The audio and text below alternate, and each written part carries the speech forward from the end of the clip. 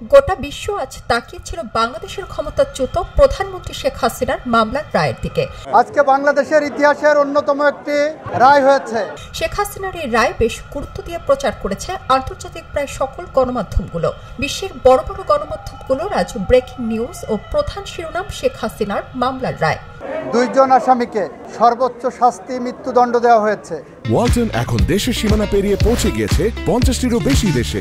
ওয়ালটন, ঘরে ঘরে বিশ্বজুড়ে।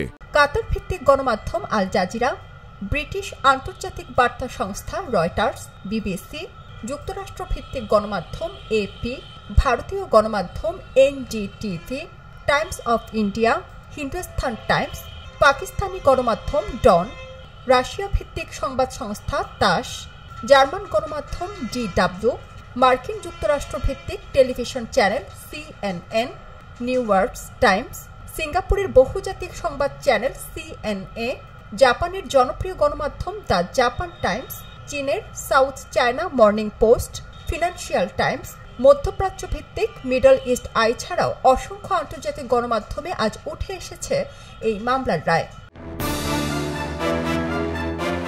এদিকে শেখ হাসিনার মামলার রায় সরাসরি লাইভ করেছে রয়টার্স। এছাড়া রয়টার্সের খবরের শিরোনাম করা হয়েছে শিক্ষার্থীদের ওপর দমন পীড়নের দায়ে বাংলাদেশের ক্ষমতাচ্যুত প্রধানমন্ত্রী শেখ হাসিনার মৃত্যুদণ্ড। বিবিসির খবরের শিরোনাম করা হয়েছে নৃশংসভাবে বিক্ষোভ দমনের মামলায় বাংলাদেশের সাবেক নেতা শেখ হাসিনার মৃত্যুদণ্ড। এতে বলা হয়, শেখ হাসিনাকে বাংলাদেশে প্রত্যর্পণ করা নিয়ে এখন ভারতের ওপর চাপ বাড়বে, কিন্তু তা সত্ত্বেও তাকে ঢাকার কাছে প্রত্যর্পণের তেমন সম্ভাবনা নেই। রাশিয়ার গণমাধ্যম তাসের শিরোনামে মানবতা বিরোধী অপরাধের দায়ে বাংলাদেশের প্রাক্তন প্রধানমন্ত্রী শেখ হাসিনা মৃত্যুদণ্ড।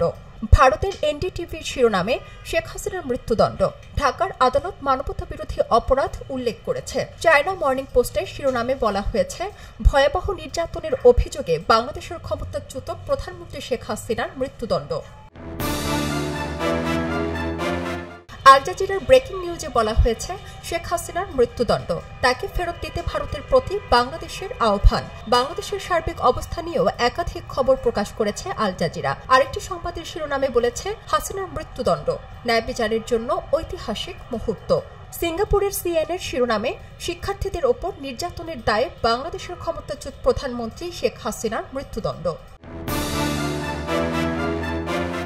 মধ্যপ্রাচ্য ভিত্তিক মিডল ইস্ট আইয়ের শিরোনামে বলা হয়েছে, বাংলাদেশের প্রাক্তন প্রধানমন্ত্রী শেখ হাসিনাকে মৃত্যুদণ্ড দেওয়া হয়েছে। শিক্ষার্থীদের নেতৃত্বে বিক্ষোভকারীদের ওপর মারাত্মক দমন পীড়নের সময় মানবতা বিরোধী অপরাধের জন্য ভারতে নির্বাসিত হাসিনাকে দোষী সাব্যস্ত করা হয়েছে।